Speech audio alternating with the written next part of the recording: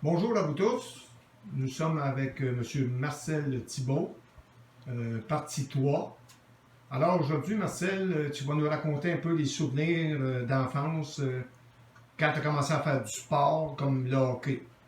Oui, c'est à partir de l'âge de 12 ans. C'était avec le curé Ernest Léonard, au cœur Maclean-Marie. On avait fait une patinoire, puis on avait organisé un club de hockey pour les jeunes. Et puis on allait jouer à ce moment-là, dans ces années-là, on allait jouer un peu en Emineng, l'Annonciation, contre les écoles, parce que c'était des pré Sainte-Croix dans ces années-là. Fait qu'ils se connaissaient tous. Fait qu'on allait jouer. Puis mes parents avaient changé son auto pour un station wagon. Et quand on allait jouer à l'extérieur, c'est mon père qui nous voyageait avec son station wagon, avec tout l'équipement en arrière. Puis on était juste 8 joueurs parce qu'on ne pouvait pas embarquer 15 dans un véhicule. Fait que là, on embarquait tout ça. Là, ma mère, elle embarquait par-dessus stock, coucher ses pattes de goaler en arrière. Puis on montait en Emineng, on allait jouer au hockey. Et mes parents en ont passé du temps sur le bord des patinoires quand on était jeunes. Et puis, au gros froid, là, sur la montagne, en Emineng, quand il ventait, là, c'était pas comique. Puis quand il y avait de la neige, c'était pas comme aujourd'hui, là.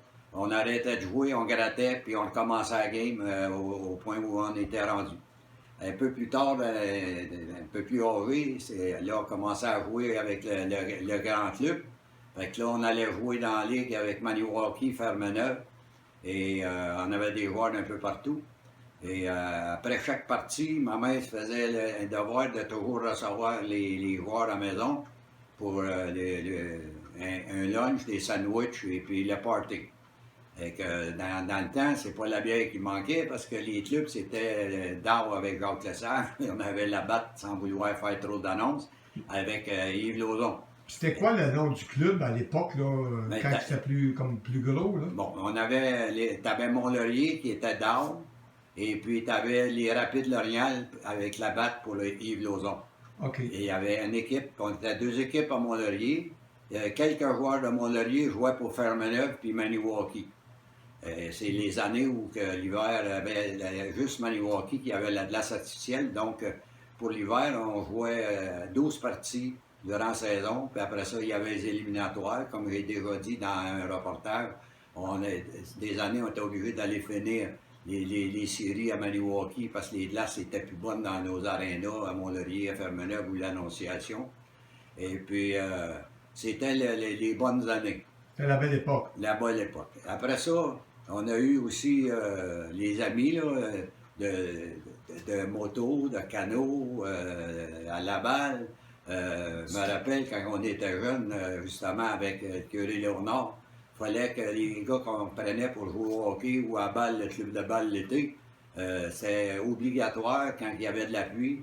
On partait avec nos chaudières, nos vélos, on faisait le tour des terrains pour ramasser des verres. On vendait ça dans le temps au Paradis du Pêcheur, à Rémi Hott, qui était le propriétaire. Okay. On avait l'exclusivité. Lui, il revendait ça aux pêcheurs, aux touristes qui passaient dans la région. Et puis, avec cet argent-là, ben, on pouvait acheter les chandails, les matériaux que ça nous prenait, soit pour le hockey ou pour la balle. C'était une manière de vous financer. C'est une façon de nous financer avec un peu d'argent aussi, pour ceux qui n'avaient pas les vélos, mais les vélos, ça ne coûtait pas énormément cher dans le temps. Et tout le monde avait le vélo. Puis un peu plus vieux, ben là, on a commencé... on avait la balle, on avait le hockey. Après ça, là, le canot a commencé dans les années 50 sur les... 57-58. Oui, à peu près. C'est à la fin 50. Ça a commencé, ça a parti une gang de chums qui revenaient de la chasse, puis ont commencé à s'ostiner qu'un était meilleur que l'autre. Fait qu'ils ont monté à Fermeneuve avec le canot, puis le premier rendu à Mont-Laurier. Et puis là, ils ont trouvé ça bien le fun, avec une petite gageure.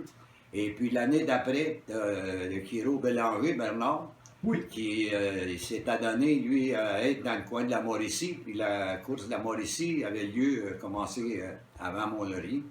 Et fait que quand il est revenu, on a parlé ici au groupe de canotiers de la place. Et puis l'année d'après, c'est là que la course de canot de la Lièvre, la course internationale de la Lièvre a commencé. avec l'avenue des canotiers de la Mauricie. Mais à la Mauricie, il y avait beaucoup d'Américains qui allaient là, mais là, on s'est fait connaître. Fait qu'ils ont fini par venir à Mont-Laurier aussi. Les Américains. Mais c'est ça, comme OK. les plus connus, là, comme Peterson. Jensen, ces codes-là. Là, les gars commençaient à venir. On avait beaucoup de canotiers des États-Unis dans ces années-là. Et puis, c'est pour la raison qu'on mettait toujours la course de canot, avait toujours lieu le dernier fin de semaine du mois d'août, parce que la course de canot de la Mauricie était à la fête du travail au début de septembre.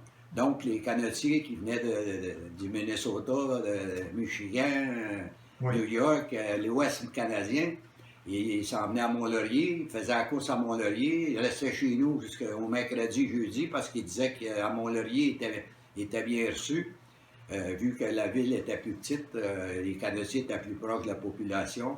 Fait qu'ils ont décidé qu'ils venaient, ils passaient une partie de la semaine, le mercredi soir, le jeudi, là, ils partaient de Mont-Laurier, puis ils montaient ils descendaient dans Mauricie pour aller faire la classique là-bas.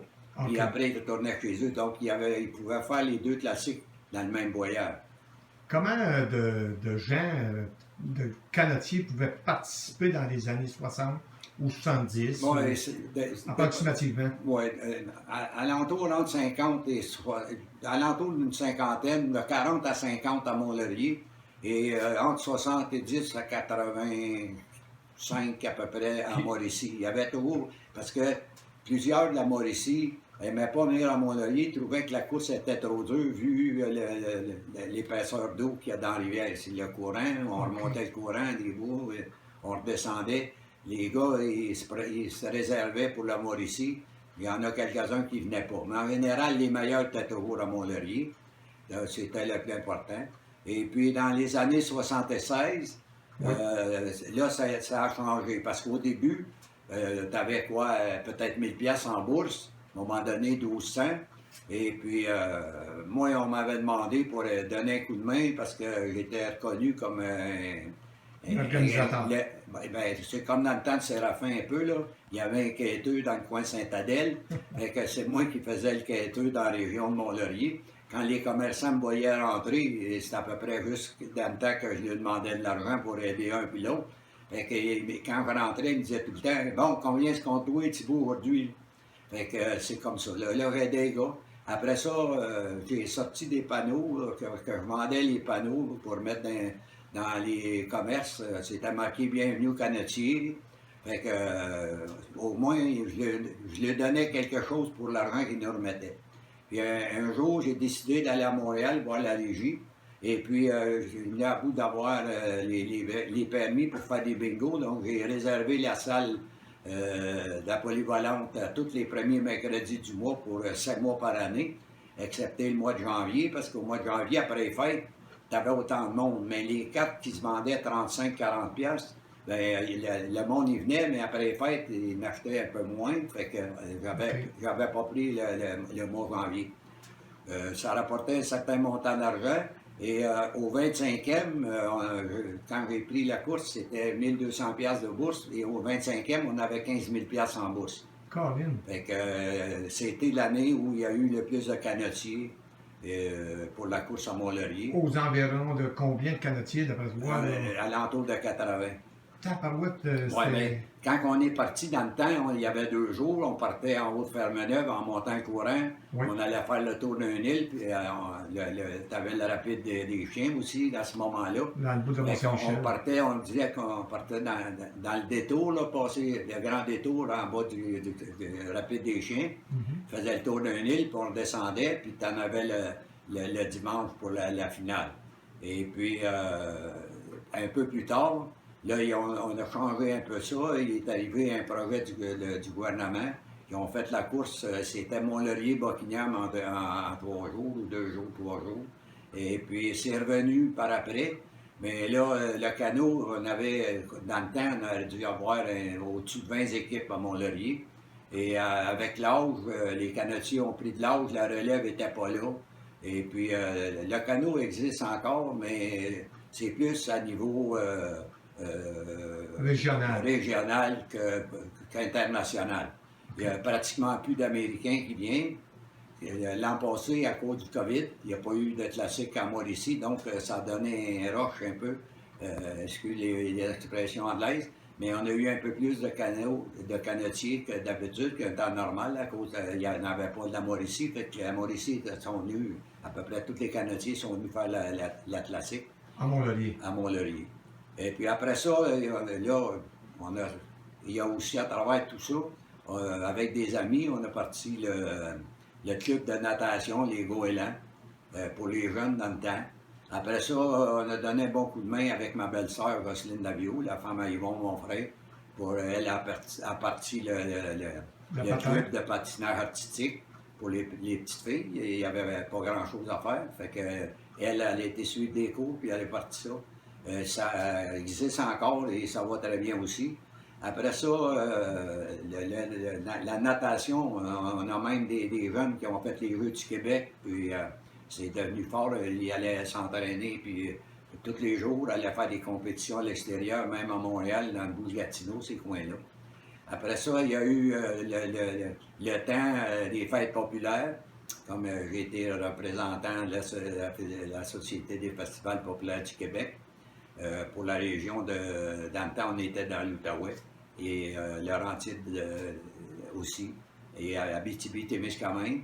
On avait, pendant des années, on avait la Maison du Québec à Terre des Hommes, que j'avais à m'occuper à faire les spectacles et l'animation pour 10 semaines par année avec d'autres amis de l'extérieur. On était à Montréal. Okay. Et après ça, il y a eu, à travers tout ça, je suis allé avec le ministre intergouvernemental du temps, Jacques-Yvan Morin. On était allé au séminaire Montmorencook au Nouveau-Brunswick pour signer un protocole d'entente avec l'Acadie Québec. Et de là, ben, on avait au-dessus de 200 fêtes affiliées avec la fédération, dont nos bureaux étaient un bout de temps sur la rue Notre-Dame, et on a fini au stade olympique à Montréal. Après ça, il y a eu aussi la moto. La moto, c'était une grosse affaire. C'est que... Ça, c'est des années 95, 97? Oui, mais la moto, moi, j'ai des motos depuis l'âge d'une vingtaine d'années, mais strictement dans la région et tout ça. Mais à partir de 88, j'ai commencé à voyager pas mal, et j'ai été représentant à l'Abitibi-Témiscamingue et des Laurentides pour la Fédération motocycliste du Québec, et j'ai parti aussi le chapitre HOG, qui veut dire HOG, c'est Harley Davidson Honor Group. Ça, c'est un groupe qui est international. Tu vas aller dans n'importe quel pays au monde, le club HOG, il est reconnu. Il est reconnu. C'est géré par la compagnie à Toronto de Harley Davidson et aux États-Unis aussi. C'est la plus grande association à peu près que tu peux trouver au monde, en fait, de moto. Et en 97, on était peut-être, moi, en 88, quelques années après, je suis devenu président du club de moto, et puis j'ai affilié avec la fédération, et j'étais comme administrateur au niveau provincial. De là, j'ai réussi à avoir la concentration provinciale à Mont-Laurier en 97. Dans ces années-là, on était peut-être 20-25 personnes qui avaient des motos. Mais quand ils ont vu la concentration, il est venu à Mont-Laurier à peu près peut-être 2000 motos. Et à partir de là, le monde a vu ce que ça donnait faire de la moto. Beaucoup de femmes étaient avec le mari et avaient des motos. Donc, par la suite, il y a des magasins ici à Mont-Laurier qui ont grossi le pouvoir de motos. Rentrer des motos. Et quand j'ai laissé le club, on était au-dessus, proche de 200 membres. Et puis, il y avait beaucoup de motos dans le coin, okay, dans la région. Et puis, après ça, on a eu Cavois-Cité, c'est la route Lac-des-Îles. Oui. Avec un de mes amis qui avait acheté l'ancien Heartland. Et puis, ça avait une terre, là. Et puis, on avait décidé de faire des parties de moto. Et là, durant 9 années de suite, à partir de 2003 à 2009, on avait entre 2 et 3 000 motocyclistes chaque année qui venaient nous visiter. ça faisait beaucoup de déplacements dans la région, les motels, les hôtels, les restaurants. C'était très Même bon. j'ai vu les campings autour de Mont-Laurier, c'était plein. J'ai même déjà été obligé d'envoyer des gens coucher à Maniwaki parce qu'il n'y avait pas de place plus proche. OK. Qu'on avait beaucoup de retombées économiques dans la région. Et puis là, l'âge est venu. Avec les années, tout le monde prend de l'âge. Et puis, à un moment donné, j'ai décidé que le bénévolat, j'avais fait mon bout de chemin. Oui. Et puis, à travers tout ça, il faut toujours penser que j'ai été des années comme musicien dans à peu près tous les hôtels de la région, comme le Vieux-Château-Laurier qui est passé au feu, à Fermeneuve, l'Annonciation, Lac-Murray, Maniwaki, Chute-Saint-Philippe. Chute-Saint-Philippe, au Ballon. Vallon. J'ai fait aussi les parties de poissons à Saint-Anne-du-Lac dans le temps que Marcel Bilodeau avait l'hôtel. Après ça, on est allé jouer pour un nommé Thibault, M. Thibault, qui avait l'autre hôtel à l'autre bout du lac qui organisait la descente de la rivière à partir de Saint-Anne-du-Lac à venir à Lièvre. Oui. Super le fun aussi. Ça, c'était pas professionnel, c'était strictement régional, amateur pour s'amuser. Le gros feeling de la fin de semaine, c'était de verser les autres canaux. Oui. C'était pas mal le fun. Ça résume un petit peu, il y a plein d'autres choses, là, mais ça résume un peu l'ensemble de ce que j'ai organisé. Et puis, de toute façon, j'ai commencé à 12 ans. Et puis, j'ai laissé tomber le bénévolat aux alentours de 65. J'en fais encore un peu pour aider, mais pas à temps plein.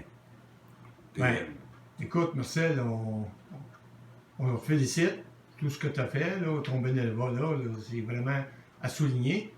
Puis, on voulait te dire un gros merci pour cette belle entrevue.